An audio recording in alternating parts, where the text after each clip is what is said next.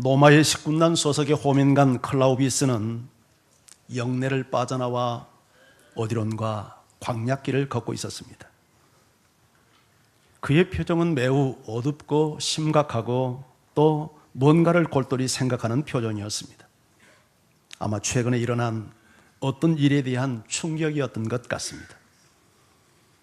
그는 예수의 사형을 집행했던 사형 집행 책임자였습니다. 그의 주의 아래서 예수의 처형이 이루어진 거죠. 예수의 시신을 안장한 후에 사람들의 힘으로는 도저히 굴려내기 힘든 무거운 돌로 무덤문을 막고 누구도 그 돌을 손댈 수 없도록 굵은 밧줄로 얽고 그 위에 빌라도의 도장을 찍어 봉인했습니다. 그리고 병사들을 세워서 무덤을 지키게 합니다. 그런데 놀라운 일이 벌어집니다. 3일 후에 예수의 시신이 흔적도 없이 사라져버린 것입니다. 소식을 듣고 달려가 보니 무덤문은 활짝 열려 있고 돌은 굴려져 있고 돌을 움직일 수 없도록 얽어매었던 굵은 밧줄은 끊어진 게 아니라 터져 있는 상태였습니다. 어떤 강한 힘에 의해서 밧줄이 터져버린 거죠. 그게 전부가 아니었습니다. 예수가 부활했다는 소문이 예루살렘에 퍼져나기 시작합니다. 심지어 예수를 보았다는 사람까지 나타납니다. 호민관은 그것을 확인하기 위해서 예수의 제자들이 숨어 있다는 것을 찾아 추적해 갑니다. 그리고 놀랍게 그곳에서 부활하신 예수를 만납니다. 분명히 자신이 십자가에 처형했던 그 예수였습니다. 그 손에 그리고 옆구리에 상처의 흔적이 역력했습니다. 그런 충격을 받지 않을 수 없었습니다. 지금까지 살아왔던 내 삶에 큰 혼란이 일어납니다. 그는 드디어 군복을 벗고 어디론가를 향합니다. 새로운 삶을 출발하기 위하여. 최근 메가박스에서 상영되고 있는 부활이라는 영화의 스토리입니다. 오늘은 부활의 아침입니다. 예수님의 부활은 십자가 처형으로 절망하고 있는 제자들에게 새로운 꿈과 희망과 용기를 주는 큰 사건이었습니다. 기독교를 기독교되게 하는 사건이었습니다. 십자가와 부활은 기독교의 양대 산맥이요 두 기둥이라고 할 수 있습니다. 십자가의 죽음이 있었기 때문에 부활의 그 엄청난 영광이 가능했고 예수의 부활이 있었기 때문에 십자가가 하나님의 사건으로서의 의미가 부여된 것입니다. 지금 우리가 살아가고 있는 이 시대적 상황은 어쩌면 2000년 전 예수님이 십자가에 못 박혔을 때 유대의 상황과 비슷하지 않나 하는 생각을 갖습니다. 우리에게 들려오는 뉴스와 정보들은 대부분 암울합니다. 세계의 주목을 끌었던 바둑천재 이세돌과 인간지능을 갖춘 로봇 알파고의 대국에서 예상을 깨고 인간지능을 가진 로봇이 세계 최고의 실력을 가진 바둑천재를 4대1로 이겼습니다. 이 일로 말미암아 인공지능에 대한 엄청난 공포감이 전 세계를 강타하고 있습니다. 앞으로 5년 안에 500만 개의 일자리를 로봇에게 빼앗긴다고 합니다. 영화 터미네이터에 나오는 살인 로봇이 인간과 대결할 세상도 불가능하지 않을 것이라고 이야기합니다. 그런가 하면 세계적인 경제 침체 가운데서 우리나라 경제는 몇 년째 침체넛을 벗어나지 못하고 있습니다. 일본은 국민 소득 2만 불 시대에서 3만 불로 오르는데 불과 4년밖에 걸리지 않았지만 우리는 지금 10년째 2만 불 시대를 벗어나지 못하고 있습니다. 우리나라 경제가 이대로 주저앉는 것 아닌가 하는 우려의 목소들이 여기저기 터져나옵니다. 그것을 증명이라도 하려고 하는 듯 청년 실업률은 지금 최고치를 기록하고 있습니다. 나아가 급속한 고령화로 준비되지 않는 노인들의 파산이 증가하고 있고 OECD 가운데 노인 빈곤율이 최고치를 찍고 있습니다. 이런 상황에서 남북 간의 군사적 긴장감은 높아가고 있고 희망과 비전을 제시해야 될 정치권은 계파 싸움으로 국민들에게 큰 절망감을 안겨주고 있습니다. 어디를 보아도 희망이 보이지 않습니다. 그러나 이 절망 속에서 제자들에게 예수님의 부활이 절망을 이기는 새로운 희망과 용기가 되었듯이 부활의 주님을 만나 새로운 삶의 용기와 희망을 갖는 여러분 모두가 되기를 주의 이름으로 축원합니다. 예수님은 분명 십자가에 죽으셨습니다. 예수님의 죽음은 우리를 위한 죽음이었죠. 고린도서 5장 21절은 이렇게 말합니다. 하나님이 죄를 알지도 못한 이를 우리를 대신하여 죄로 삼으신 것은 우리로 하여금 그 안에서 하나님의 의가 되게 하려 하십니다. 하나님께서 죄를 알지도 못한 당신의 아들에게 우리 죄를 대신하여 죄로 삼으신 것은, 우리 죄를 뒤집어 씌운 것은 우리로 하여금 그 안에서 하나님의 의가 되게 하려 하십니다.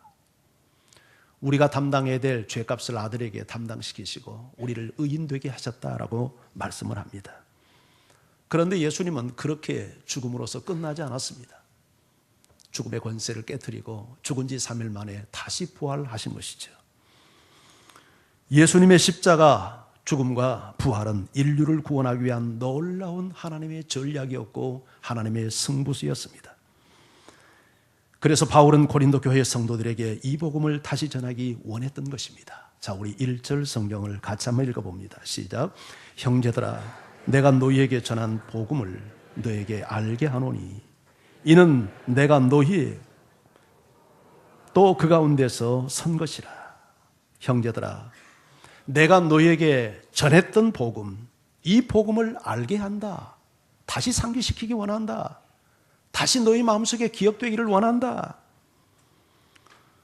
이 복음은 처음 전한 복음이 아니라 이미 고린도 교회가 받은 복음이고 고린도 교회가 이 복음 위에 세워졌는데 이 복음을 다시 전하려 한다 하고 말합니다.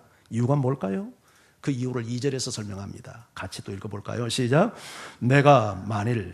다시 시작. 너희가 만일 내가 전한 그 말을 굳게 지키고 헛되이 믿지 아니하였으면 그로 말미암아 구원을 받으리라. 목소리가 일치가 안 됐네요. 자, 다시 한번 읽어보십시다. 시작. 너희가 만일 내가 전한 그 말을 굳게 지키고 헛되이 믿지 아니하였으면 그로 말미암아 구원을 받으리라. 너희가 만일 내가 전한 그 말이 뭡니까?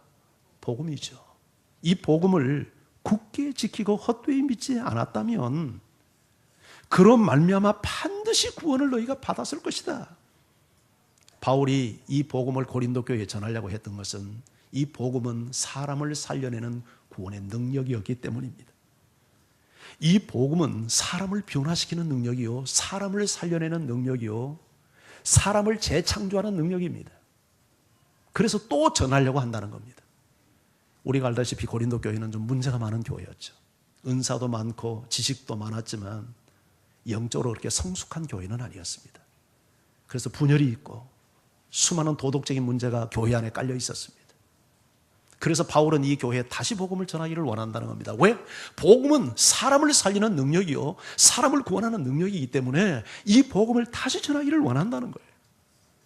이런 의미에서 우리는 복음을 또 듣고 또 듣고 또 들어야 합니다. 내 삶에 변화가 없다면 복음을 다시 들어야 됩니다. 자, 바울은 이 복음을 설명하기 전에 이렇게 전제를 합니다. 3절 상반절. 내가 받은 것을 먼저 너에게 전하였노니. 자, 지금 바울이 고린도 교회에 다시 전하기를 원하는 이 복음은 바울이 이미 받았던 복음이고 이것을 너에게 전한다 했을 때 문자 그대로 그냥 내가 그대로 전달해 주기를 원한다. 새롭게 가르치는 내용이 아닙니다. 그냥 패스해 준다는 거예요. 그냥 받은 그대로 전달해 주겠다는 거예요. 전달 과정에서 덧붙이거나 빼는 것도 없이 내가 받은 그것을 그대로 너희에게 패스온 하겠다. 너희에게 그대로 전달해 주겠다. 그런데 바울이 고린도 교회에 전달해 주기 원했던 그 복음은 자기가 만들어낸 복음, 연구한 복음이 아니라 자기도 받은, 누군가로부터 받은 복음이라고 이야기합니다. 누구에게 받았나요? 고린도전서 11장 23절은 이렇게 말합니다. 내가 너희에게 전한 것은 주께 받은 것이니. 누구에게 받았어요? 주께 받았어요. 이걸 갈라디아에서 조금 더 구체적으로 설명합니다. 갈라디아서 1장 11절 12절. 형제들아, 내가 너희에게 알게 하노니 내가 전한 복음은 사람의 뜻을 따라 된 것이 아니니라. 이는 내가 사람에게서 받은 것도 아니요 배운 것도 아니요 오직 예수 그리스도의 계시로 말미암은 것이라. 바울은 내가 너에게 전한 복음을 받았다고 했는데, 죽게 받았다고 했는데, 갈라디아에서 재설명하기를 이것은 사람에게 받은 것도 아니요 사람에게 배운 것도 아니요 오직 예수 그리스도의 계시를 통해서 받은 것이다. 하늘로부터 온 거다. 예수님으로부터 온 거다.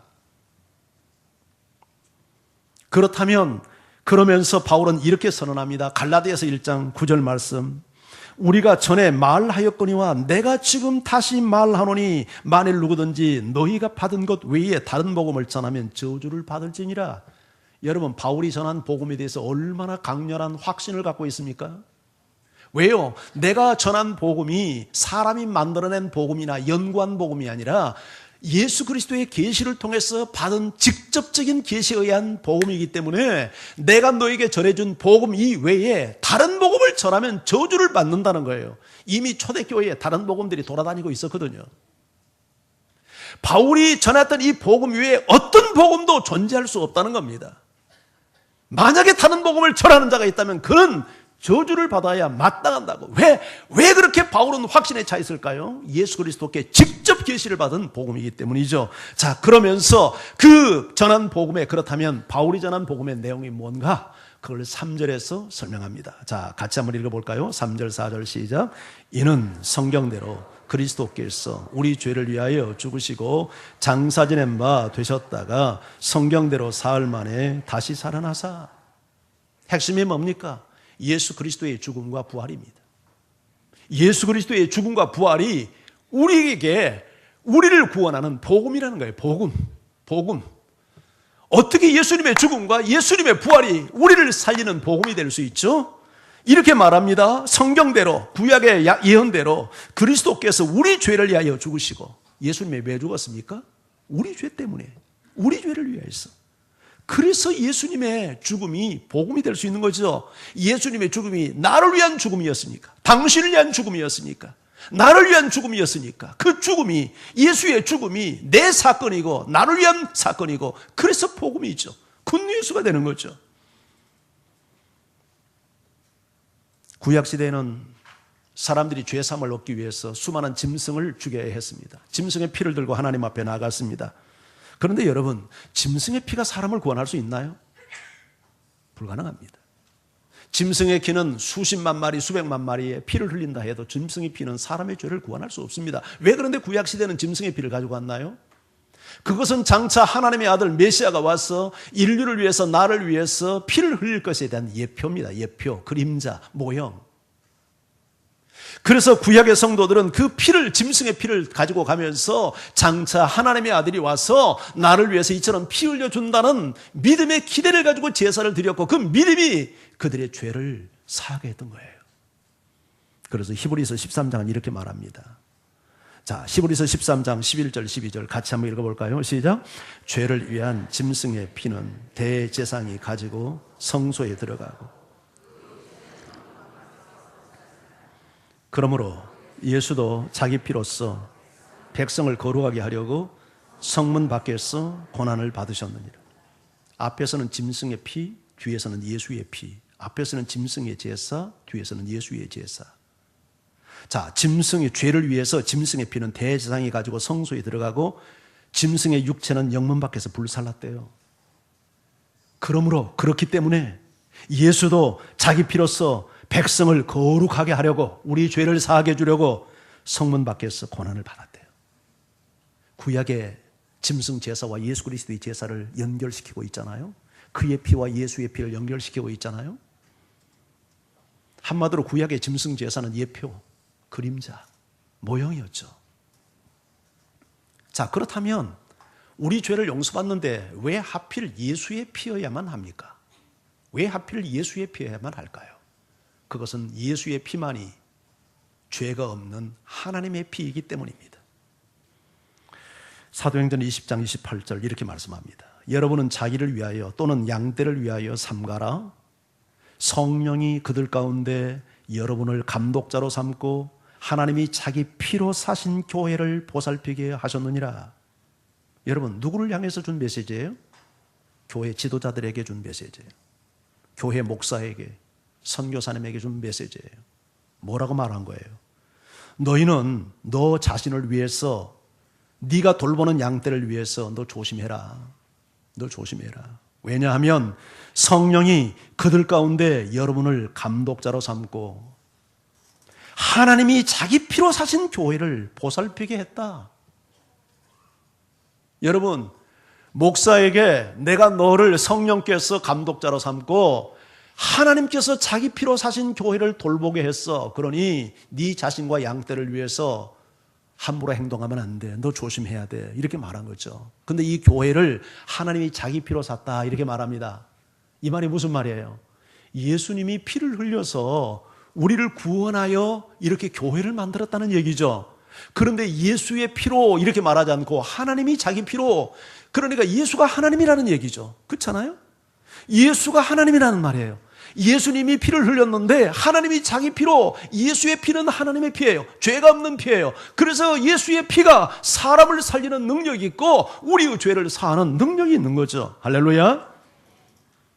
베드로전서 1장 18절 19절은 이렇게 말합니다. 너희가 알거니와, 너희도 알고 있지만 너희 조상이 물려준 헛된 행실, 그게 뭡니까? 죄죠, 죄. 너희 조상 때부터 물려준, 아담 때부터 물려온 헛된 행실, 이 죄에서 대속함을 받은 것은, 구원을 받는 것은, 구속함을 받는 것은 은이나 금같이 없어질 물질로 된 것이 결코 아니요, 오직 흠 없고 점 없는 어린 양 같은 그리스도의 보배로운 피, 보배로운 피로 된 것이니. 아멘. 우리가 어떻게 조상이 물려준 죄, 여러분, 이 형태에서, 행실에서 어떻게 우리가 구속받았습니까? 흠도 없고 점도 없는 어떤 죄도, 어떤 먼지 같은 티끌 같은 죄악도 없는 예수의 보배로운 피가 우리를 살렸다는 거예요. 그렇다면 예수가 정말 하나님인 것을 어떻게 증명해야 될까요? 인간의 몸을 입고 왔는데, 우리와 똑같은 인성을 가졌는데 어떻게 그분을 하나님으로 우리가 인정할 수 있어요? 기적을 행했어요? 기적은 여러분 예수님 밖에도 많이 있어요. 심지어 요새도 보면 공중부양을 하는 사람도 있습니다. 그럼 예수님이 물 위로 걸어갔다는 것은 요새 꼭 예수만이 할 수 있는 건 아니에요. 병자를 고친 거 꼭 예수만 할 수 있는 건 아니에요. 그러니까 예수가 기적을 행했기 때문에 하나님이 아니다, 이건 사실 설득력이 약해요. 예수가 하나님의 아들이라는 강력한 증거, 누구도 부정할 수 없는 증거, 그게 뭐냐? 그게 죽음의 권세를 깨트리고 다시 산 부활의 사건이에요. 할렐루야. 그래서 복음이 예수님의 십자가의 죽음과 부활이 함께 연결돼서 복음이 되는 거예요. 로마서 1장 4절은 이렇게 말합니다. 성결의 영어로는 죽은 자들 가운데서 부활하사 능력으로 하나님의 아들로 선포되셨으니, 하나님의 아들로 선포되셨으니 곧 우리 주 예수 그리스도라. 죽은 자 가운데서 부활하여 하나님의 아들로 확증되고 인정되고 선포되었다. 누가? 예수 그리스도가. 예수는 하나님의 아들이다. 왜? 죽은 자 가운데서 부활했기 때문에 그는 하나님의 아들이다. 하나님이다. 사도행전 17장 31절에서는 이렇게 말합니다. 그를 죽은 자 가운데서 다시 살리신 것으로 모든 사람에게 믿을 만한 증거를 주셨음이니라. 하나님께서 예수를 죽은 자 가운데서 다시 살려내서 모든 사람에게 예수가 하나님의 아들이고 예수가 구원자라는 확실한 믿음을 줄 만한 증거를 제시했다. 예수의 부활은 예수가 하나님의 아들이라는 강력한 하나님의 증거요, 예수가 구원자라는 강력한 증거죠. 바리새인과 서기관들이 예수님께 묻습니다. 당신이 정말 하늘로부터 온 하나님의 아들이라는 증거를 좀 대시오. 표적이 뭐요? 사인이 뭐요? 그러자 예수님이 이렇게 답변합니다. 내가 너에게 보일 표적은 요나의 표적밖에 없다. 예수님이 수많은 기적을 보이는데도 믿지 않으니까 내가 너에게 보여줄 표적은 요나의 표적밖에 없다. 그 말이 무슨 말이죠? 요나는 구약의 선지자죠. 니느웨에 가서 복음 전하는데 감정이 안 좋으니까, 니느웨의 감정이 안 좋으니까 도망가다가 하나님 앞에 붙잡혀서 물속에 던져지잖아요. 큰 물고기에 와서 요나를 삼켜버립니다. 그런데 기적이 일어나죠. 고기 뱃속에 들어가서 3일 동안 안 죽고 살아서 다시 토에 나와가지고 니느웨에 가가지고 여러분 혼쭐 나고 와서 복음을 전해서 니느웨를 구원시키잖아요. 예수님이 요나의 표적밖에 없다 이 말은 예수님도 요나처럼 죽어서 3일 동안 무덤에 있다가 다시 부활한다는 거예요. 이것이 내가 너에게 보일 하나님의 아들이라는 강력한 증거다. 그렇게 예수님이 말씀하는 거예요. 여러분, 예수님의 부활은 예수가 하나님의 아들이라는 강력한 증거요. 예수가 하나님의 아들이고 하나님이기 때문에 예수의 피는 인간의 모든 죄를 사하는 능력이 있는 피인 것입니다. 할렐루야. 예수님의 제자들이 3년 동안 예수님 따라다니면서 얼마나 권세 있는 하나님의 말씀을 들었습니까? 얼마나 많은 기적을 보았습니까? 평생 한 번도 그런 구경을 목격하지 못한 사람이 99.9999%인데 여러분 3년 동안 예수님을 따라다니면서 얼마나 많은 기적을 목격했습니까? 그럼에도 불구하고 예수님이 십자가에 죽으니까 그 놀라운 믿음들이 와르르 한순간에 다 무너졌어요. 베드로는 주님 절대 부인하지 않겠다고 장담 맹세 다 했는데 예수님 면전에서 3번이나 부인하잖아요. 예수님의 제자들 우리 절대 예수님 부인하지 않겠다고 맹세했는데 다 도망쳐버리잖아요. 그렇게 비겁하고 그렇게 두려움에 강했던 그들이 변화가 되어서 예루살렘 거리를 누비며 예수님을 증거하고 돌아다닙니다. 도대체 무엇이 그들로 하여금 그 겁쟁이들을 그렇게 담력이 강한 하나님의 사람들로 예수의 사도들로 그들을 변화시켰을까요? 예수님의 부활입니다. 예수님의 부활을 그들이 목격하면서 뿅 간 겁니다. 희미했던 믿음이 확실에 찬, 신념에 찬, 목숨을 던질 만한 확신에 찬 그런 믿음을 그들에게 가져다 준 사건이 예수님의 부활 사건이었습니다. 예수님이 부활하셔서 제자들에게 나타났는데 그 자리에 도마만 자리에 없었어요. 도마에게 이야기합니다. 우리가 너 없는 사이에 예수님이 오셨더라. 그러니까 안 믿었잖아요. 말 같은 소리 하지 말라고. 그래서 누구 뭐 사람 놀리는 거냐고. 나는 절대 내 손으로 예수님의 손, 이 흉터 내가 직접 만져보고 예수님의 옆구리 넣어서 만져보기 전까지는 나 절대 나는 못 믿어. 그럼 말 같은 소리 하지 마. 근데 그렇게 장담하는데 8일 후에 예수님이 그들 가운데 나타나잖아요. 그러면서 도마에게 네 손 내밀어 여기 만져보고 여기 넣어보고 믿음 없는 자 되지 말고 믿는 자 되라. 그런데 도마가 어떻게 반응합니까? 무릎을 꿇고 당신은 나의 주시며 나의 하나님이십니다. 하나님이십니다. 나의 하나님이라고 고백합니다. 예수를 향하여. 못 믿겠다는 거 예수를 향하여 나의 하나님. 무엇이 그런 변화를 가져다 줬습니까? 예수님의 부활이. 자기 눈앞에 나타난 예수님의 부활이. 손에 못자국과 옆구리에 창자국이 있는 그 예수가 살아서 나타나는 그 부활의 사건을 보면서 도마가 무릎을 꿇을 수밖에 없었던 거죠. 이처럼 예수님의 부활은 수많은 인생들의 삶을 변화시켰습니다. 예수님이 부활을 놓고 보니까 예수님의 모든 말씀이 하나님의 말씀이었고 예수님이 행한 모든 일들이 하나님의 행한 기적들이었죠. 요한복음 2장 22절에는 이렇게 말씀합니다. 우리 이 말씀 의미를 생각하면서 같이 한번 읽어봐요. 시작. 죽은 자 가운데서 살아나신 후에야 제자들이 이 말씀하신 것을 기억하고 성경과 예수께서 하신 말씀을 믿었더라. 제자들이 성경을 믿고 예수의 말씀을 언제 믿었어요? 언제 믿었어요? 예수님이 부활한 이후에 믿었어요. 그 전에는 긴가민가 했어요. 정말 예수가 하나님일까? 예수의 말씀이 하나님 말씀 맞나? 예수님에서 나오는 말씀이 정말 성경이 진리가 이거 맞나? 그런데 예수님이 분명히 그렇게 처절한 죽음을 당하고 장사지낸 바 되어서 문 속에 굴 속에 들어갔는데 무덤 속에 들어갔는데 죽음의 권세를 깨트리고 다시 부활해서 그들에게 나타나는 순간 눈이 열려버린 거죠. 가슴에 확 터진 거죠. 확신이 온 거죠. 하늘이 무너져도 예수는 하나님인 것이 분명한 거죠. 그러다 보니까 다 이해가 된 거예요. 예수의 부활이 확인돼 버리니까 예수님의 말씀이 다 하나님 말씀으로 믿어져 버리고 성경이 다 믿어져 버린 거예요. 할렐루야. 성경을 믿지 못해서 갈팡질팡, 예수가 믿음이 없어서 왔다리 갔다리 양다리 걸치고 세상과 하나님에게 양발 놓고 놓지도 못하고 뛰지도 못하고 어중간하게 세상과 하나님을 붙잡고 이중적인 삶을 살면서 늘 갈등 속에 신앙생활하는 형제가 있습니까? 자매가 있습니까? 예수의 부활을 보고 확신에 거하는 여러분 되기를 바랍니다. 성경을 믿고 성경 앞에 여러분의 삶을 던지는 거룩한 결단이 이 시간 여러분에게 있기를 주의 이름으로 축복합니다. 예수는 지어낸 신화가 아닙니다. 성경은 신화가 아닙니다. 전설이 아닙니다. 좋은 책이 아닙니다. 이것은 다 사실입니다. 진리입니다. 하나님의 말씀들입니다.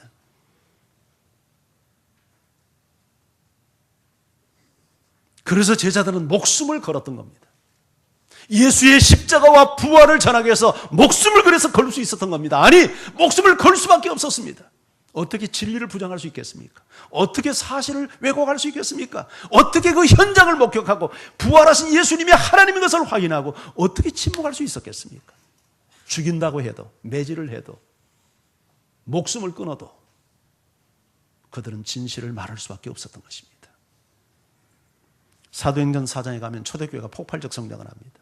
12명의 제자가 70명, 120명. 그리고 베드로가 설교했을 때 오순절 성령 강림에 의해 3,000명. 그리고 4장에 가면 남자 장정만 5,000명. 여자와 어린아이까지 하면 수만 명이 됐을 겁니다. 유대 지도자들이 겁을 먹습니다.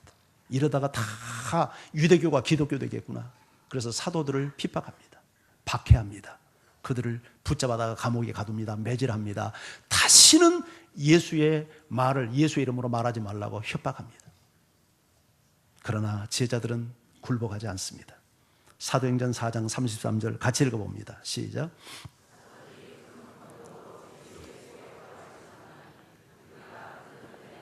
사도들이 뭘 전합니까? 예수의 부활, 예수가 살아났다 이거 전합니다. 왜요? 그건 사실이니까. 그들이 협박을 받았습니다. 매질을 당했습니다. 죽인다는 협박을 받았어요. 침묵하지 않았습니다. 왜? 예수가 하나님이니까요. 예수가 다시 살아났으니까요. 소문으로 듣는 것이 아니라 자기 눈으로 손으로 직접 만지고 보고 확인했으니까요. 부정할 수 없게 되었으니까요. 그래서 이 확신에 찬 신념을 가지고 부활을 증언하니까 많은 사람들이 은혜를 받는 겁니다. 그래서 교회가 세워지고 여러분 초대교회가 폭발하고 여러분 그래서 핍박이 더 가세지니까 이제는 사마리아와 그 다음에 이방인 땅끝까지 증거되면서 가는 곳곳마다 예수의 복음이 증거되고 하나님의 교회의 무리들이 승가되는 역사들이 일어난 겁니다. 예수님은 이런 이유 때문에 당신의 부활을 제자들에게 강력하게 증거했던 겁니다. 그래서 오늘 5절에서 8절을 보면 이렇게 말하잖아요. 게바에게 보이시고, 게바가 누굽니까? 베드로죠. 예수님이 부활하셔서 게바에게 나타났습니다. 후에 또 누구에게 나타납니까? 12제자에게 나타납니다. 또 누구에게 나타납니까? 500의 형제에게 일시에 보였는데 그 중에 지금까지 대다수는 살아있다고 말합니다. 여러분 바울이 고린도전서를 기록하고 있을 때가 AD 55년 이후인데요. 그때까지 대부분의 사람들 예수님의 부활을 목격했던 AD 30년대 살았던 사람들이 20년이 지난 지금까지 대부분 살아있다는 거예요. 그래서 내가 지금 허튼 소리를 할 수 없다는 거예요. 그들의 증거자가 분명히 있다는 거예요. 뿐만 아니라 그 위에 야고보에게는 보이셨는데 이 야고보는 예수님의 동생 야고보입니다. 예수님이 십자가에 죽을 때까지 동생들은 예수 안 믿었어요. 그러지 않겠어요? 자기와 어머니 한 배 속에서 태어나가지고 같이 어린 시절을 보냈는데 어느 날 갑자기 헷가닥해가지고 하나님의 아들이라고 하는데 어떻게 믿어지겠어요? 어떻게? 참 믿음 갖기가 어렵죠. 그런데 그 야고보에게 부활하신 예수님이 나타났을 때 야고보도 무릎을 꿇습니다. 그래서 예루살렘 교회 지도자가 되고 야고보서의 저자가 예수님의 동생 야고보입니다. 그리고 누구에게 나타납니까? 맨 나중에 만삭되지 못한 자 같은 내게도 보이셨다. 바울이죠. 사도 바울이죠. 여러분 사도 바울이 예수님의 부활을 목격했다는 강력한 증거가 있습니다. 그건 바울의 변화입니다. 바울이 그 부분을 9절에서 10절 사이 이렇게 말합니다. 나는 사도 중에 가장 작은 자라. 나는 하나님의 교회를 박해했으므로 사도라 칭함 받기를 감당치 하지 못할 자다. 그러나 내가 나된 것은 하나님의 은혜로 된 것이니 내게 주신 그 은혜가 헛되지 아니하여 내가 모든 사도보다 더 많이 수고하였으나 내가 한 것이 아니요 오직 나와 함께 하신 하나님의 은혜로다. 자기는 교회를 핍박한 자로서 사도가 도무지 될 수 없는 자래요. 그런데 이런 내가 사도가 됐대요. 어떻게? 하나님의 은혜로. 여기서 하나님의 은혜는 뭐를 말해요? 부활하신 예수님이 그에게 나타나준 사건이에요. 부활하신 예수님이 그에게 나타나준 이 은혜의 사건을 통해서 도저히 사도가 될 수 없는 그가 사도가 됐다는 거예요. 사도가 됐을 뿐만 아니라 어떤 사도보다 과거 자기가 하나님 앞에 죄진 것을 생각하며 더 많이 열심히 수고하는 사도가 됐다는 거예요. 근데 그것도 은혜였다는 거예요. 자기 인생을 그처럼 전폭적으로 뒤바꾸는 사건만큼 강력한 예수의 부활을 증거하는 사건이 어디 있겠어요? 우리 알잖아요. 사울이 어떤 사람인지. 율법주의자. 예수 믿는 사람을 핍박하기 위해서 다메섹까지 쫓아갔던 열정의 사나이. 그런 그가 변해서 자기가 핍박하는 예수를 증거하기 위해서 목숨을 걸었어요. 이것은 예수의 부활을 목격하는 사건이 아니었다면 도저히 일어날 수 없는 불가항력적인 사건이죠. 그래서 11절 이렇게 말합니다. 그러므로 나나 그들이나 이같이 전파하며 너희도 이같이 믿었느니라. 그러므로가 뭡니까? 예수의 부활을 우리가 분명히 그렇게 나타나서 보았기 때문에 나도 그들도 다른 사도들도 이같이 이렇게 지금 전파하고 있다. 그래서 너희도 믿었다. 바울은 계속해서 12절 이하부터 이렇게 도전합니다. 만약 그리스도의 부활이 없다면 우리 전파하는 거 다 이거 헛것이고 너희 믿음도 헛것이고 우리는 여전히 죄 가운데 있을 것이고 주 안에서 잠자는 자들로 망하였을 것이다. 그리고 우리는 참 세상에서 불쌍한 자가 되었을 것이다. 이 말이 무슨 말이에요? 그런데 아니다. 왜? 예수가 부활했기 때문에. 예수가 부활했기 때문에 우리가 전하는 이 복음의 내용은 사실이기 때문에 거짓이 아니기 때문에 공허한 메시지가 아니기 때문에 전설이 아니기 때문에 듣는 얘기가 아니기 때문에 내가 본 것이기 때문에 내가 만진 사건이기 때문에 우리 믿음은 헛되지 않아. 너희 믿음도 헛되지 않아. 우리는 불쌍한 자가 아니야. 역설적인 강조를 하고 있는 거죠. 그러나 그리스도께서 죽은 자 가운데서 다시 살아나서 잠자는 자들의 첫 열매가 되셨다. 첫 열매가 뭐예요? 예수님처럼 우리도 부활한다는 얘기죠. 사망이 한 사람으로 말미암은 같이 죽은 자의 부활도 한 사람으로 말미암고 모든 사람의 죽음이 한 사람으로 인하여 온 것처럼 우리 모든 사람이 다시 사는 것도 한 사람 예수 그리스도로 말미암아 우리에게 다시 사는 역사가 일어난다. 어떻게 부활하느냐고. 우리가 썩을 것을 심고 썩지 아니할 것으로 다시 살고 욕된 것으로 심고 영광스러운 것으로 다시 살고 약한 것으로 심고 강한 것으로 다시 살며 육의 몸을 심고 신령한 몸으로 다시 사나니 육의 몸이 있는 것처럼 영의 몸도 분명히 있느니라. 바울이 예측 거죠. 그래서 이 썩을 것이 썩지 않을 것을 입고 이 죽을 몸이 죽지 않는 몸을 입을 때에 사망이 삼킨 바 되고 우리는 외칠 거야. 사망아 너의 승리가 어디 있느냐. 사망아 너의 쏘는 것이 어디 있느냐. 우리에게 승리를 주신 죽음으로부터의 승리를 주신 하나님께 감사하노라. 그런즉 내 사랑하는 형제 자매들이여 흔들리지 말고 주의 일에 항상 힘쓰는 자들이 되십시오. 왜냐하면 이는 너희의 수고가 주 안에서 헛되지 않은 줄 우리가 알기 때문입니다. 할렐루야. 세상에 무엇이 그렇게 가치 있고 영원할 수 있겠습니까? 바울은 말합니다. 예수가 부활했다. 우리도 부활한다. 반드시 이것은 부정할 수 없는 사실이다. 그렇기 때문에 우리가 흔들리지 마라. 핍박이 온다고 해서 너희가 어떤 불이익을 당한다고 해서 오늘 당장 하나님이 살아가신 증거가 내 눈앞에 드러나지 않는다고 해서 흔들지 말고 주의 일에 더욱더 힘쓰는 자들이 되라. 너희 수고는 헛되지 않을 거야. 주의 일에 힘쓰는 일이 뭐겠습니까? 복음을 전하는 일, 성도들을 양육하는 일, 성도들을 돌보는 일, 하나님의 교회를 세우는 일, 선교하는 일, 이런 일 아니겠어요? 이것만큼 위대한 하나님의 주의 일이 어디 있겠어요? 이런 사람의 수고는 절대 헛되지 않는다고 말합니다. 할렐루야. 우리 이제 다음 주부터 4월 한 달 한 사람이 한 사람을 인도하는 전도주일인데 한 사람도 예외 없이 여러분 하여튼 낮잠 자지 말고 여러분 돌아다니면서 전도할 수 있기를 바랍니다. 그래서 한 사람은 반드시 이 자리에 데려와서 복음 듣게 하세요. 4월달 다음 주부터. 할렐루야. 왜 3층은 아멘 안 해요? 3층 할렐루야.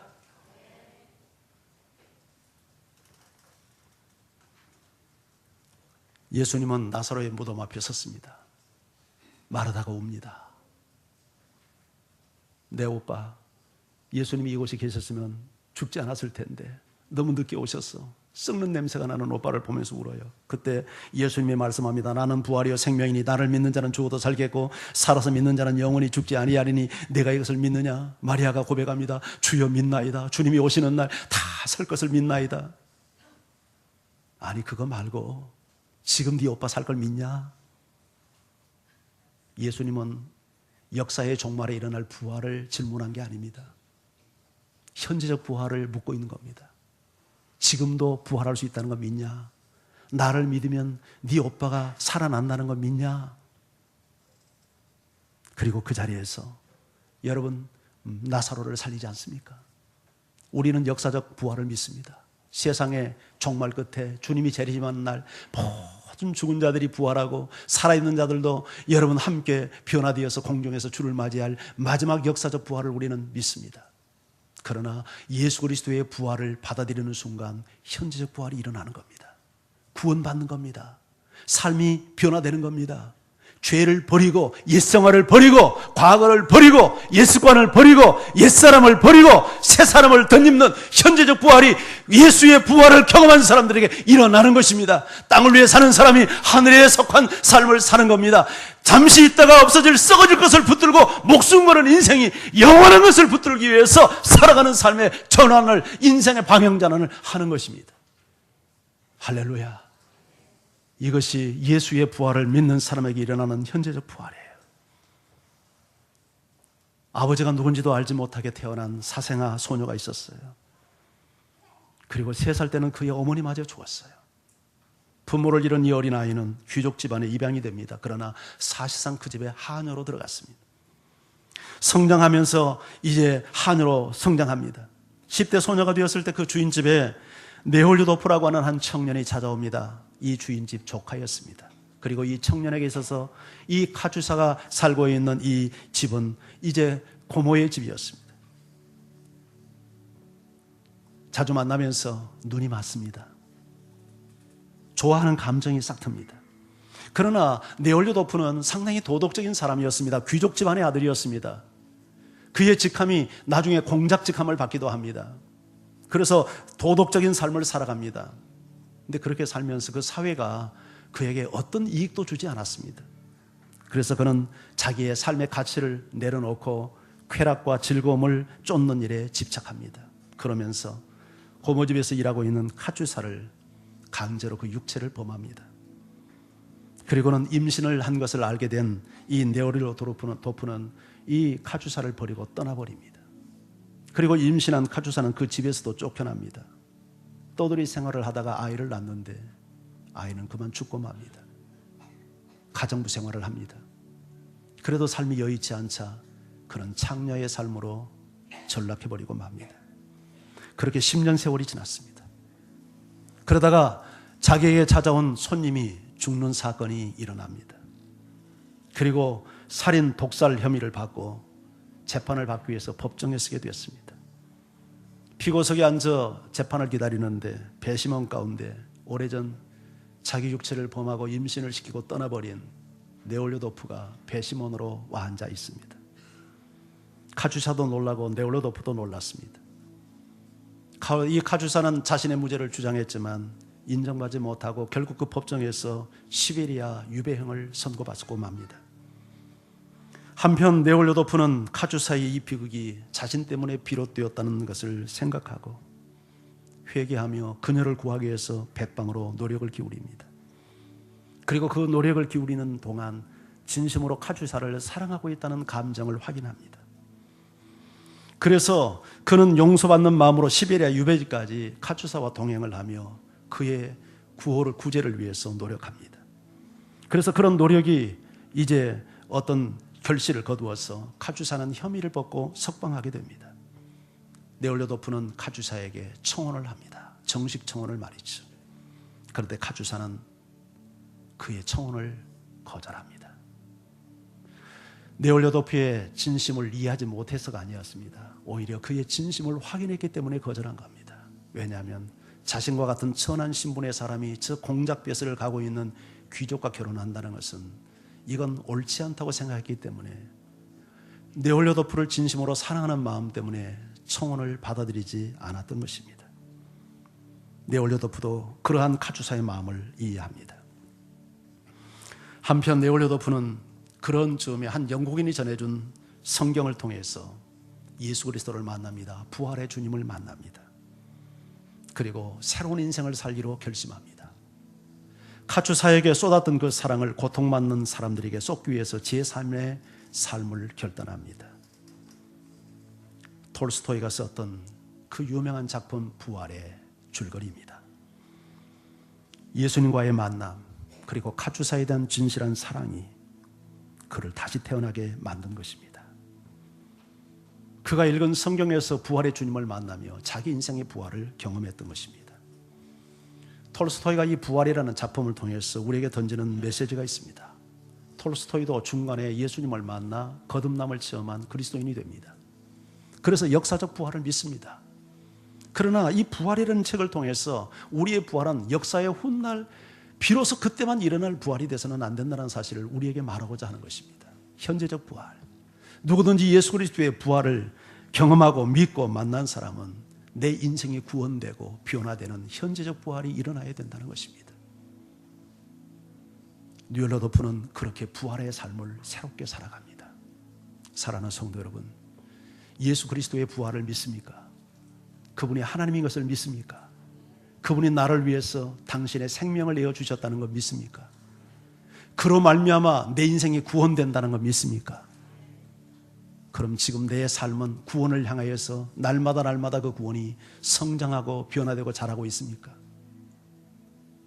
그것이 예수의 부활을 만난 사람이 지금도 계속 이루어 가야 될 우리 현재적 부활의 현주소가 되어야 합니다. 이런 은혜가 여러분과 함께하기를 주의 이름으로 축원합니다. 우리 같이 찬양하면서 주 앞에 나가죠.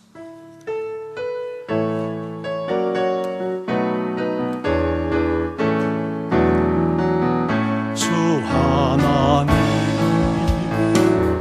독생자 예수 날 위하여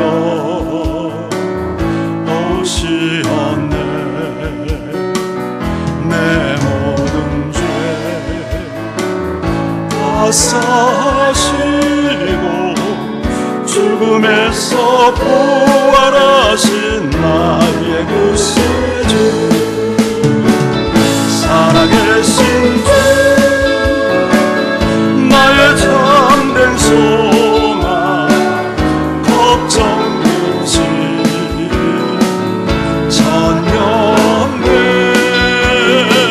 사랑의 주내 길은 너하니 내 모든 삶의 기쁨 늘 충만하네. 살아계신 주 나의 참된 소망 걱정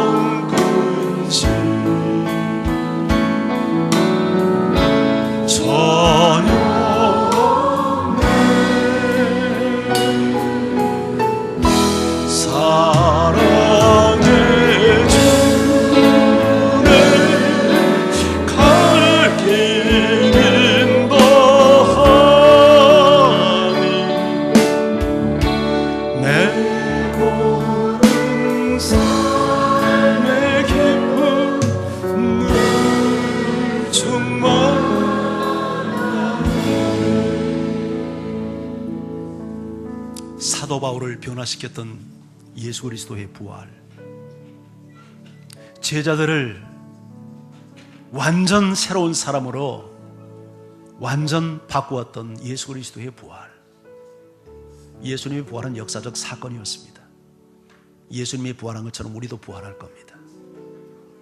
이 부활을 믿는 믿음이 우리를 구원합니다. 미래적 구원만이 아닙니다. 현재적 구원입니다. 정말 이 사실 예수 그리스도가 하나님이시고 그분이 나를 위해서 죽으시고 그분이 부활하신 하나님이고 그래서 그분의 약속과 말씀과 성경이 하나님의 말씀인 것을 믿는다면 우리는 여기에 목숨을 걸어야 마땅합니다. 예수를 믿는다고 하면서도 여전히 옛사람의 종로로 타고 죄의 종로로 타고 세상을 추구하고 양다리 걸치고 산다면 당신은 예수 믿는 사람 아닙니다. 예수를 믿는 사람은 그렇게 믿을 수 없었습니다. 예수의 부활을 믿는 사람은 다 인생이 변했습니다. 예수에게 목숨을 걸었습니다. 주의 일에 힘쓸 수밖에 없었습니다. 이 시간 우리 기도하십시다. 하나님, 제가 예수님의 부활로 나의 현재적 부활이 일어나게 하시고 내 남은 생이 얼마일지 모르지만 이렇게 살게 도와달라고 이 시간 같이 우리 기도하며 하나님 앞에 나갑니다.